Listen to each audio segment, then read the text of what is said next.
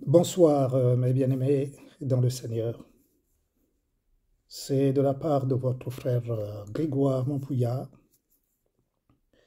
et nous allons partager en ce jour de samedi 15 janvier 2022 un enseignement sur,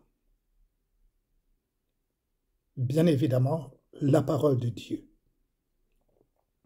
Et le titre de mon message,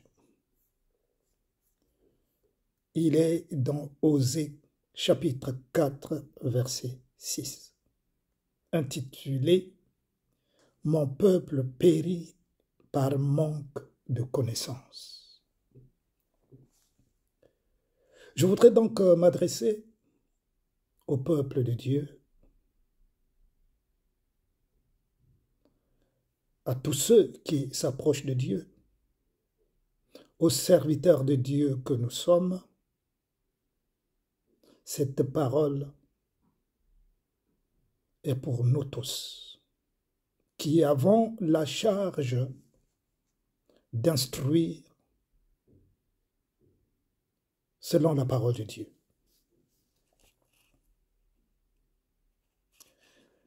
Serviteurs donc de Dieu, peuple du Dieu vivant, réveillez-vous, réveillons-nous. Vous qui dormez le jour et qui dormez aussi la nuit, jusqu'à quand? Nous ignorons que par notre dureté de cœur, notre rébellion à sa parole, notre égarement, nous crucifions encore le Seigneur Jésus-Christ à la croix. Le savions-nous vraiment? Avons-nous conscience que lorsque nous sommes en dehors de la parole de Dieu, nous crucifions encore le Seigneur Jésus? Par notre façon de marcher, de servir Dieu, nous crucifions encore le Seigneur Jésus. Lorsque nous péchons, que nous crucifions encore le Seigneur Jésus. Le savions-nous vraiment? Nous qui enseignons la parole de Dieu, lorsque nous égarons le peuple de Dieu, avons-nous conscience si vraiment nous servons le Seigneur? Si vraiment. Parce que celui qui sert le Seigneur, Jésus-Christ, il ne se permettrait pas, je dis bien, il ne se permettrait pas de ne pas enseigner le peuple de Dieu comme il est écrit. Comme il est écrit. J'attire donc l'attention du peuple de Dieu qui est enseigné. Et enseigné selon les doctrines de Baal, parce que c'est sciemment qu'on le fait lorsque nous n'enseignons pas le peuple de Dieu selon sa parole.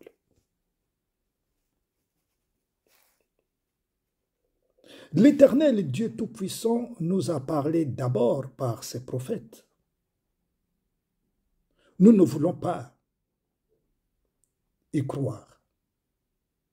Il est venu en se faisant chair en Jésus et il a certifié lui-même le Seigneur, d'abord par sa parole, entre autres, dans Jean 14, 6, où Jésus dit « Je suis le chemin, la vérité et la vie. Nul ne vient au Père que par moi. » Malgré tout, l'homme trouve le moyen de trouver le chemin par Marie pour aller à Dieu. Alors que la parole de Dieu, Jésus lui-même dit, « Je suis le chemin, la vérité et la vie. »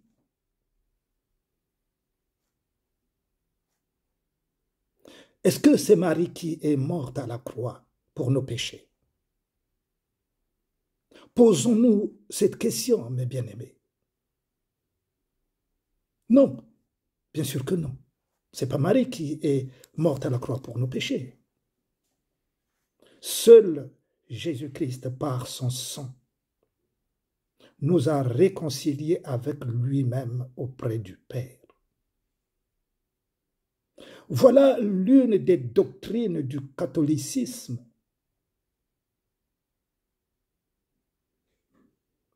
qui conduit à la diversion.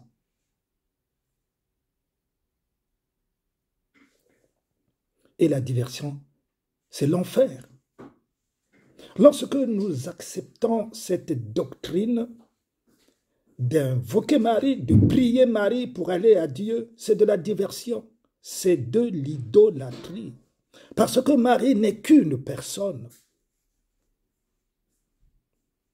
Que Dieu s'est servi, un point c'est tout. Je l'ai déjà enseigné à maintes reprises, mais c'est seulement un rappel. Parce que les gens continuent de s'égarer, malheureusement.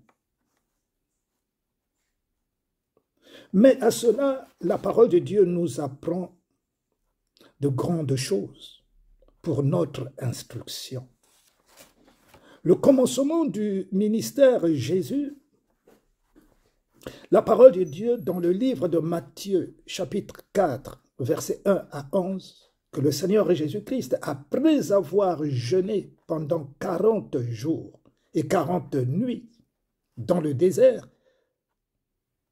commença son ministère sur terre. Nous le savons, nous le lisons. Mais dans le livre de Luc, chapitre 6, verset 12, commença ensuite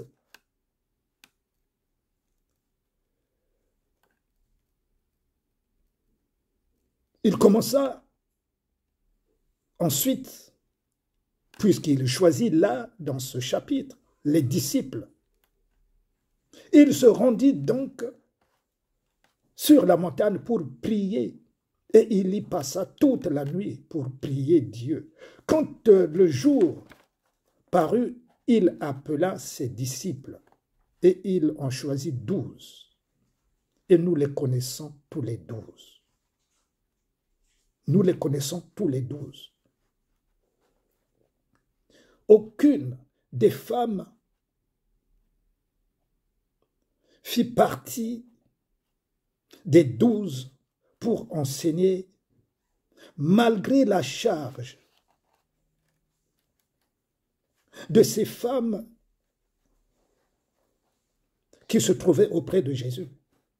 Il y avait des femmes honorables, c'est ce que la parole de Dieu nous dit, des femmes honorables, des femmes qui avaient des moyens, qui suivaient Jésus. Mais Jésus, quand il choisit les 12, aucune de ces femmes ne sera partie des 12. C'est là où se désigne le ministère pour les hommes. Pour enseigner, je précise, pour enseigner. Cela doit attirer toute notre attention, mes bien-aimés. Pourquoi Dieu ne choisit-il pas sa mère? Pourquoi Dieu ne choisit pas les femmes honorables dont je viens de faire allusion maintenant parmi les 12 disciples? Est-ce que vous vous posez la question, vous, serviteurs de Dieu, qui enseignait le peuple de Dieu, qui conduisait, soi-disant, le peuple de Dieu. Non, vous le savez, et pourtant. Mais c'est seulement un rappel.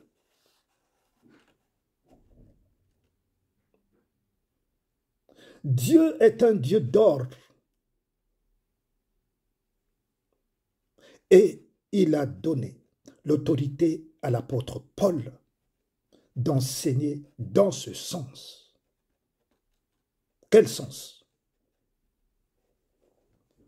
D'enseigner selon les ordres qu'il a reçus du Seigneur Jésus, selon les commandements qu'il a reçus du Seigneur Jésus.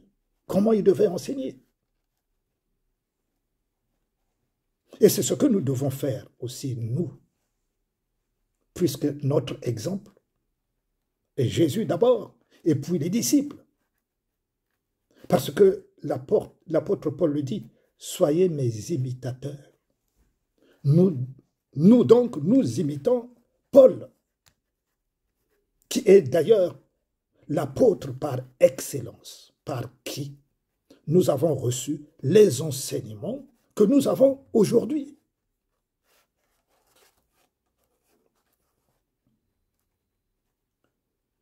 Donc, le premier livre aux Corinthiens du chapitre 11, versets 1 à 2, dit ceci. Soyez donc mes imitateurs, comme je viens de dire, comme je le suis moi-même de Christ.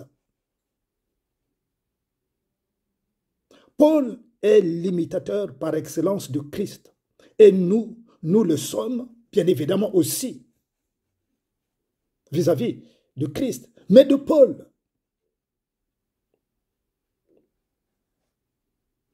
Je vous loue, il continue, de ce que vous vous souvenez de moi, dit l'apôtre Paul, à tous égards, et de ce que vous retenez mes instructions, telles que je vous les ai données.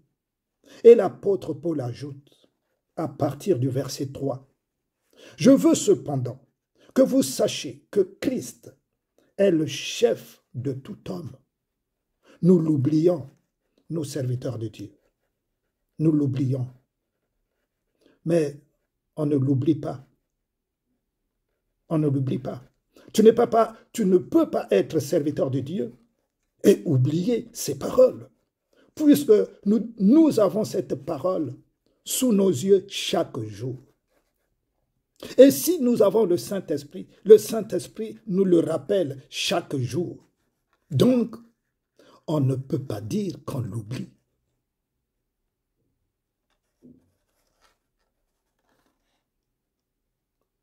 Et que l'homme est le chef de la femme. Eh bien, nous savons bien, et la femme sait aussi, que son chef, c'est l'homme. Et que Dieu est le chef de Christ. Dieu est un Dieu d'ordre, mes bien-aimés. La parole de Dieu le dit, et nous le savons, nous qui prêchons, nous qui enseignons, nous savons que Dieu est un Dieu d'ordre. Faut-il le rappeler, mes bien-aimés? Mais je le rappelle aujourd'hui, parce que nous en avons besoin. Et le peuple de Dieu qui est enseigné doit connaître ces choses. Si cela n'est pas clair et limpide dans les assemblées, c'est qu'il y a des gros soucis, mes frères et mes sœurs. Il y a des gros soucis dans les assemblées. Si cela n'est pas enseigné, si cela n'est pas compris, il y a des gros soucis de la part de ceux qui enseignent, les pasteurs, et de la part de ceux qui écoutent, les brebis. Il y a donc de la confusion dans l'Église de Dieu. Il y a du désordre organisé dans les assemblées parce que cela n'est pas enseigné. Mais avançons dans la lumière de la parole de Dieu. Ce soir, mes bien-aimés, avançons. L'apôtre Paul, qui bien évidemment a été choisi par le Seigneur Jésus pour cette mission spéciale d'enseigner les hommes et les femmes, poursuit toujours dans le premier livre aux Corinthiens du chapitre 14, versets 34 à 38. Il dit ceci, comme dans toutes les églises des saints, que les femmes se taisent dans les assemblées, que les femmes se taisent dans les assemblées, car il ne leur est pas permis d'y parler, mais qu'elles soient soumises selon que le dit aussi la loi. Si elles veulent s'instruire sur quelque chose, qu'elles interrogent leur mari à la maison, car il est malséant à une femme de parler dans les églises. Et ce, de chez vous que la parole de Dieu est sortie, il nous pose alors la question à nous, aujourd'hui, ce soir. À nous qui déformons la parole de Dieu, à nous qui ne voulons pas appliquer la parole de Dieu. Est-ce que cette parole-là, elle est seulement sortie chez nous? Est-ce qu'elle a commencé chez nous, cette parole? Non, mes bien-aimés. Nous ne sommes que les héritiers de cette parole. Nous devons donc nous remettre à cette parole pour la mettre en pratique, pour l'enseigner. Veiller à ce que cette parole soit appliquée par les brebis de Dieu. Ce qui n'est pas le cas.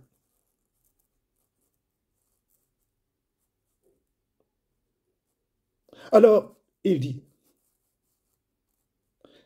excusez-moi, mes chers bien-aimés, que j'aime dans le Seigneur, cette question que vient de poser l'apôtre Paul nous concerne donc, à nous tous, à moi le premier, à ceux qui m'écoutent, à ceux qui cherchent Dieu et à ceux qui aiment Dieu,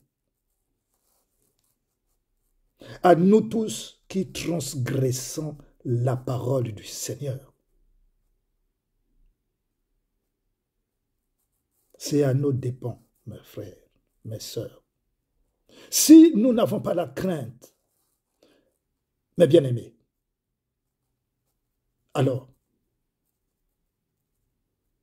ne faisons pas l'œuvre de Dieu. Sinon, alors, c'est pour nous faire voir.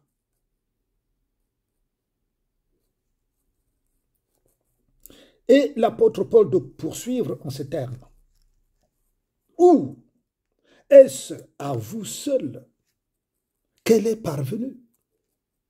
Non, pas à nous seuls. Parce que cette parole, elle est parvenue sur toute la terre.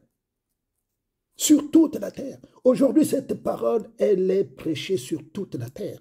Elle est pratiquée sur ceux qui ont été vaincus par cette parole. Si quelqu'un croit être prophète, poursuit l'apôtre Paul, ou inspiré, qu'il reconnaisse que ce que je vous écris est un commandement du Seigneur. Si quelqu'un l'ignore, qu'il l'ignore. Mes bien-aimés, toujours l'apôtre Paul, ne variant pas dans ses enseignements, dit à Tite, et ceci au chapitre 2 de Tite, versets 1 à 5. Pour toi, s'adressant donc à Tite, dis les choses qui sont conformes à la saine doctrine, comme ce que je fais. Ces choses concernent la saine doctrine, afin que ceux qui égarent le peuple de Dieu soient convaincus de la parole. Je sais qu'il y en a beaucoup qui dévient la parole de Dieu, qui font le filtre sur la parole de Dieu, qui choisissent ce qu'ils veulent dire aux brebis de Dieu. Ils savent pourquoi ils évitent d'annoncer la parole qui sauve. Ils préfèrent annoncer les miracles. Mais mes bien-aimés, je voudrais vous dire une chose. Ce ne sont pas les miracles qui conduisent devant le Père. Donc, dans le royaume de Dieu, ce n'est pas le miracle. Ce n'est pas parce que le pasteur aura déclaré un miracle et que le miracle s'est accompli que tu verras le royaume de Dieu. Ce qui fera que j'hérite du royaume de Dieu, c'est la parole de Dieu qui, lorsqu'elle m'a vaincu, je suis devenu libre. Libre pour faire la volonté de Dieu. C'est par la parole. Mais ce n'est pas par le miracle que j'hériterai le royaume de Dieu. Mes bien-aimés, ce n'est pas par le miracle. C'est la parole de Dieu. Lorsqu'elle est rentrée dans ton cœur, dans tes os, dans tes pensées, dans ton âme et dans ton esprit, transforme ton cœur, ton âme et ton esprit, te change dans la mentalité, dans tes œuvres, et te transforme dans la foi. C'est ce qui fait que tu hérites le royaume de Dieu. Mais ce ne sont pas les miracles. Le fait d'avoir une guérison miraculeuse dans une assemblée, que tu hérites le royaume de Dieu. Peuple de Dieu, ne vous trompez pas. Ne vous laissez pas avoir par ce genre de pratique dans des assemblées. Si tu n'es pas converti réellement, avec ton cœur, ton âme et ton esprit, malgré les miracles, tu ne verras pas le royaume de Dieu. Parce que ton cœur n'est pas circoncis. Et c'est la parole qui te circoncis. Alors, poursuit donc l'apôtre Paul à Tite dans sa lettre. Dit que les vieillards doivent être sobres, honnêtes, modérés, saints dans la foi, dans la charité, dans la patience.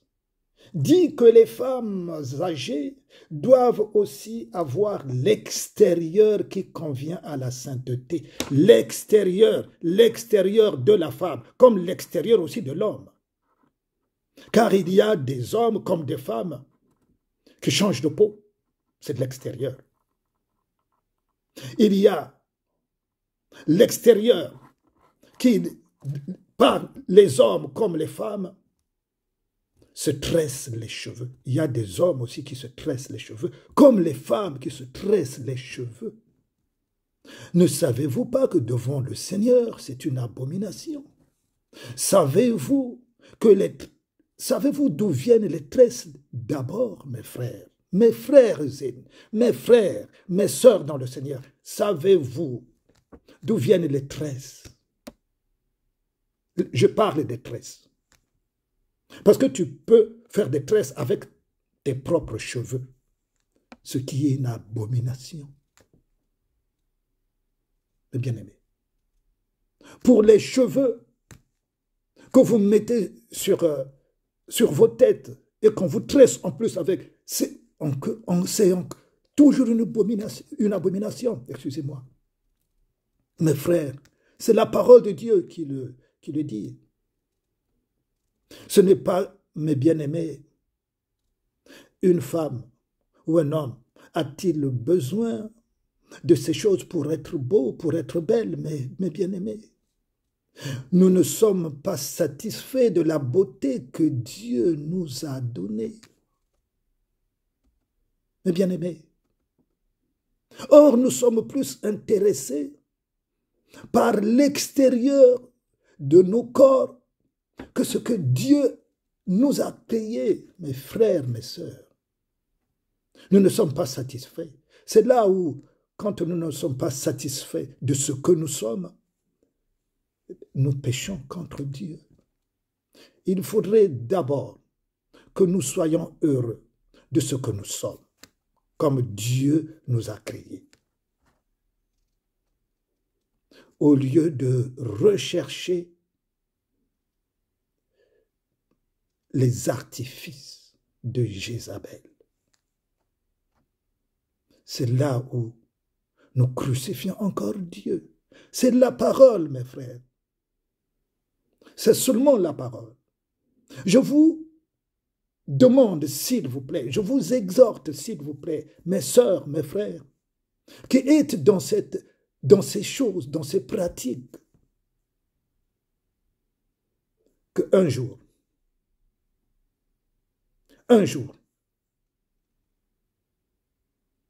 si le Seigneur ne revient pas, sitôt, nous mourrons, vous mourrez, pour les uns ou pour les autres.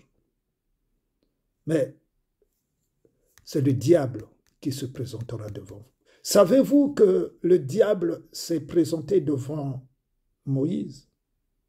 Le savez-vous? C'est la parole de Dieu qui le dit. Pourquoi le diable s'est présenté devant Moïse? Parce que Moïse avait quelque chose que le diable lui reprochait. Qu'est-ce que le diable lui reprochait? Parce que Moïse avait versé le sang. Le Seigneur l'avait pardonné.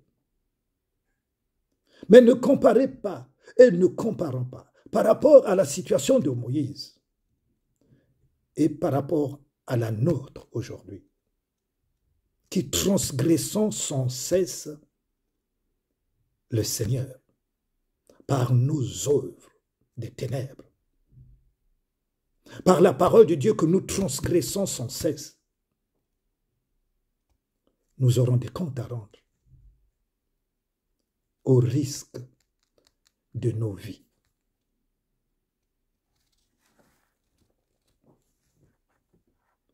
Alors, Paul poursuit à Tite, dit que les femmes âgées doivent aussi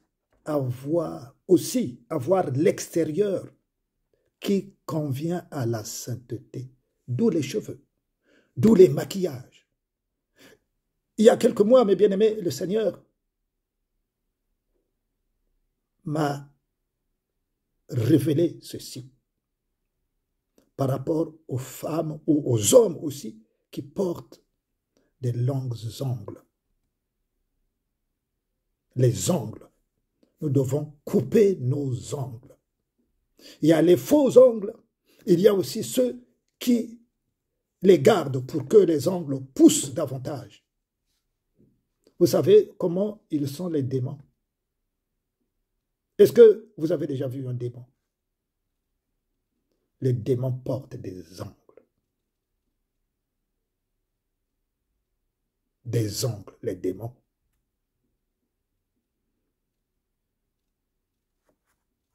C'est des choses que nous devons éviter. Mes bien-aimés, c'est des choses que nous devons éviter. C'est cela la sainteté. L'extérieur concerne ces choses-là.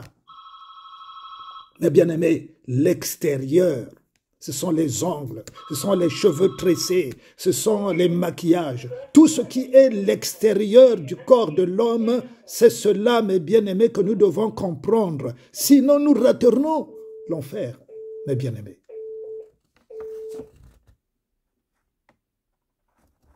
Et n'être ni médisante, ni adonné aux excès du vin. L'apôtre Paul s'adresse aux femmes.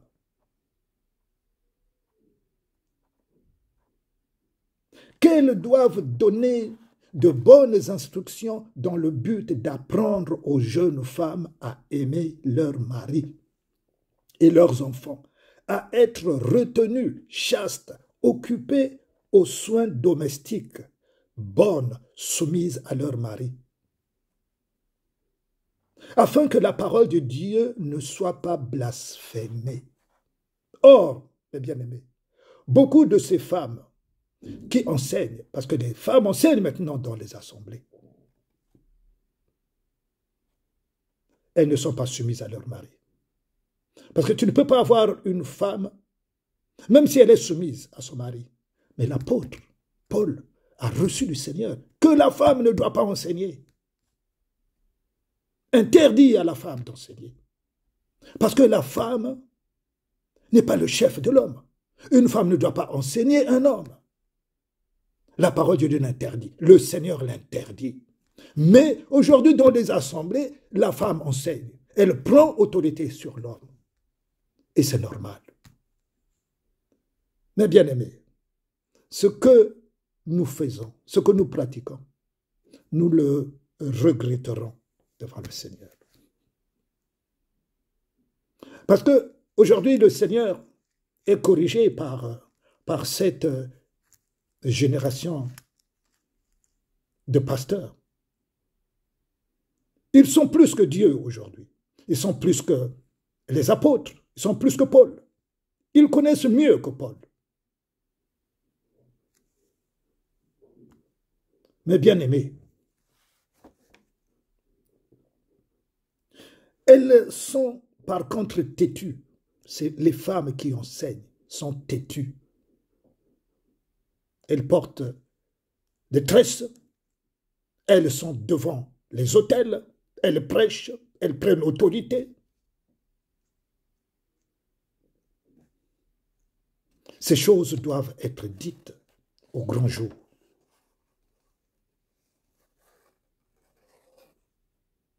Certaines femmes qui n'ont pas encore comprises porteront certainement par la grâce du Seigneur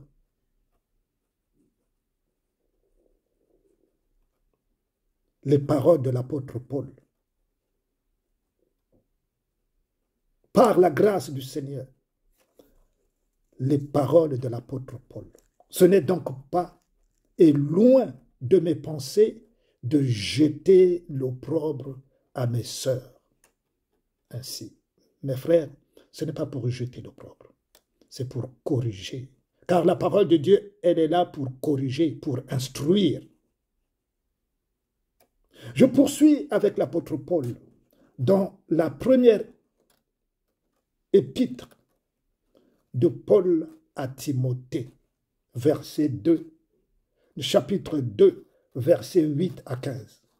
Je lis. Je veux, dit l'apôtre Paul,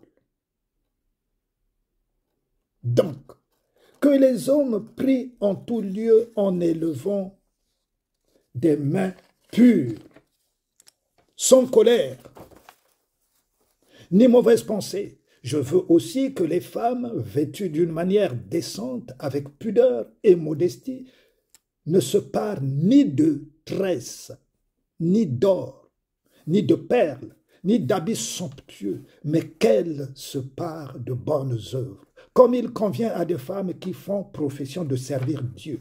Que la femme écoute l'instruction en silence, avec une entière soumission. Je ne permets pas à la femme d'enseigner, ni de prendre de l'autorité sur l'homme. Mais elle doit demeurer dans le silence. Car Adam a été formé le premier, Ève ensuite. Et ce n'est pas Adam qui a été séduit, c'est la femme qui, séduite, s'est rendue coupable de transgression. Elle sera néanmoins sauvée en devenant mère, si elle persévère avec modestie dans la foi, dans la charité et dans la sainteté. Mes bien-aimés dans le Seigneur, il n'y a que le contestateur qui peut contester les paroles qui donnent la vie éternelle en les mettant en pratique. Et j'ai l'occasion par cet enseignement de partager avec vous une vision du Seigneur concernant la femme. Dans ma vision, il y a quelque temps, il y a, je crois, 2 ans, je voyais debout une femme dans la vision, je dis bien. Je voyais une femme devant moi et moi-même également devant. Mais la femme se trouvait à près de 3 mètres de là où j'étais debout. Donc nous étions face à face. Elle était vêtue d'une veste et d'un pantalon de couleur blanche. La veste était manche longue. Sa jupe dépassait de près de 3-4 cm les genoux.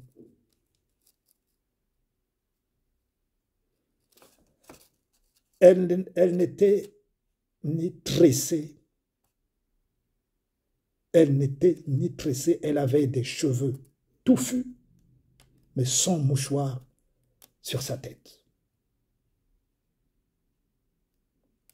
Mais bien aimée, avec des chaussures blanches. Et l'Esprit me dit, voilà comment la femme doit être vêtue. Il y a donc sur la femme que je voyais, son extérieur. Son extérieur. Elle était simple, mais elle était belle.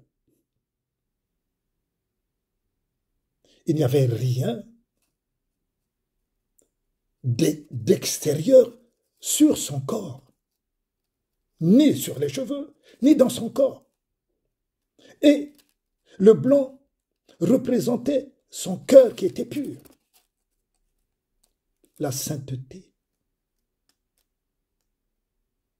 Voilà comment Dieu veut voir la femme qui est fidèle à sa parole. La simplicité, comme ce que nous venons de lire dans le livre de l'apôtre Paul.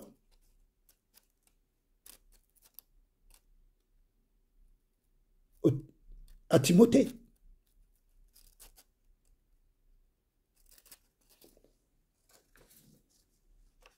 Mes bien-aimés, dans les assemblées, les pasteurs sont responsables des brebis. Parce que ce sont les pasteurs qui les pèsent. À nous qui prêchons la parole de Dieu, nous sommes responsables des brebis que nous prêchons, que nous enseignons.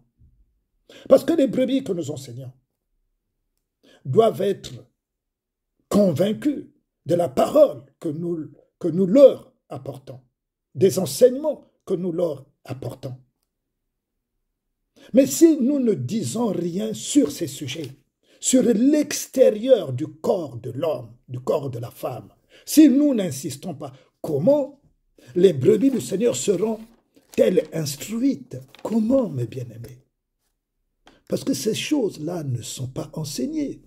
Pourquoi elles ne sont pas enseignées? Parce que les responsables des églises, leurs épouses, se retrouvent dans ces situations-là.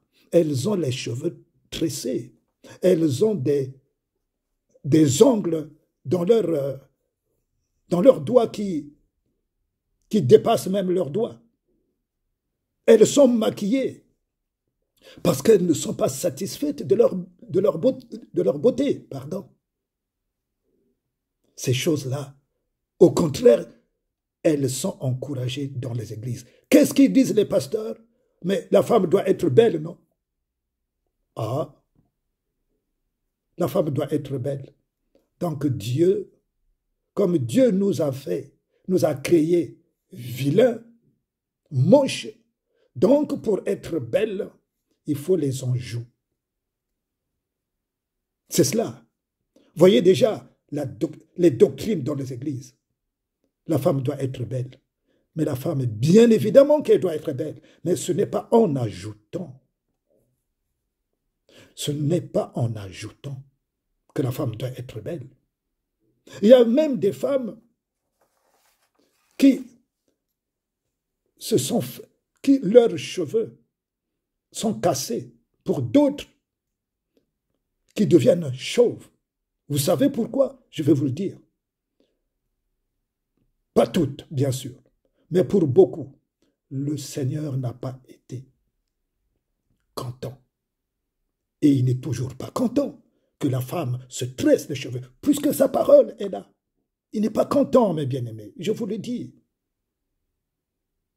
Pour vous faire belle, ce n'est pas ce qu'il vous faut. Ce n'est pas en changeant de couleur que vous serez belle, bien au contraire.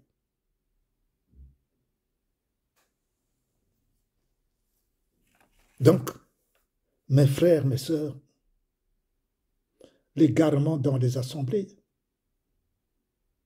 est encouragé par les pasteurs qui approuvent les comportements des fidèles, des brebis dans les églises.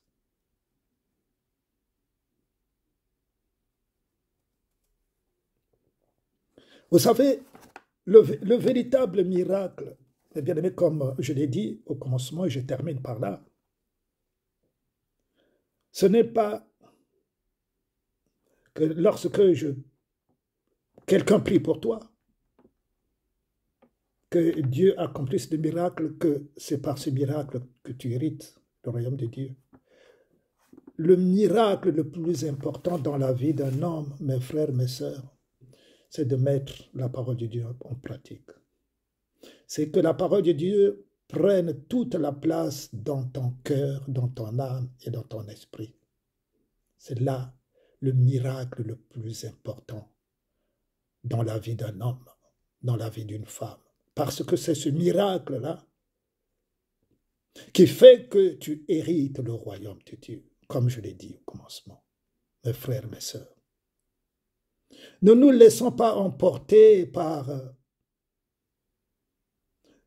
ces égarements, par ces raisonnements que la femme doit être belle. Mes frères, mes sœurs, lisons la parole de Dieu. Dieu n'a pas changé.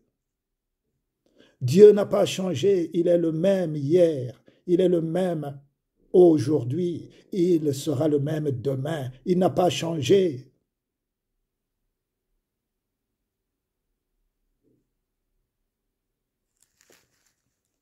Voilà, mes bien-aimés, la parole que je suis venu vous apporter en ce jour de vendredi. Pardon, en ce jour de samedi 15 janvier 2022. Ma prière du moment est que cette parole pénètre dans votre corps, dans la chair, qui est l'âme, et dans votre esprit.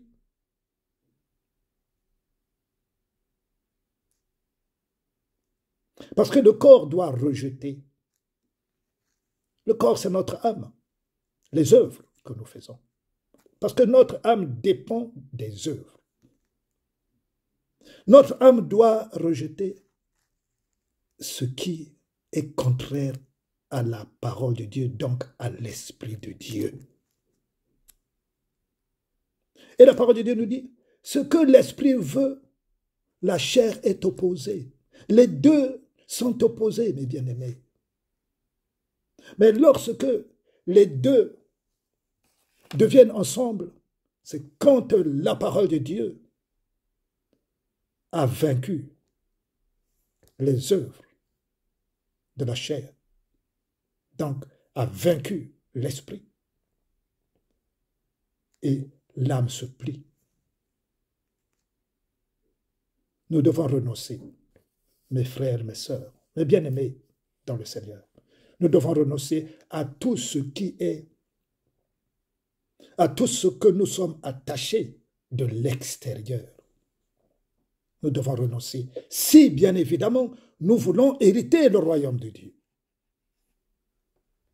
Nous avons compris. Si nous voulons hériter le royaume de Dieu, renonçons à ce qui concerne l'extérieur. Voilà ce que j'avais à partager avec vous, mes frères, mes sœurs. Et je vous prie de passer une bonne soirée dans la présence de notre Seigneur Jésus-Christ. Lui qui peut vous fortifier, qui peut vous restaurer, lui qui peut vous convaincre, lui qui a vos vies entre ses saintes mains. Je vous bénis au nom de Jésus. Et que la lumière de Jésus, une fois de plus, vous éclaire en toutes choses. En toutes choses. En toutes choses. Je vous embrasse très fort au nom de Jésus. Amen.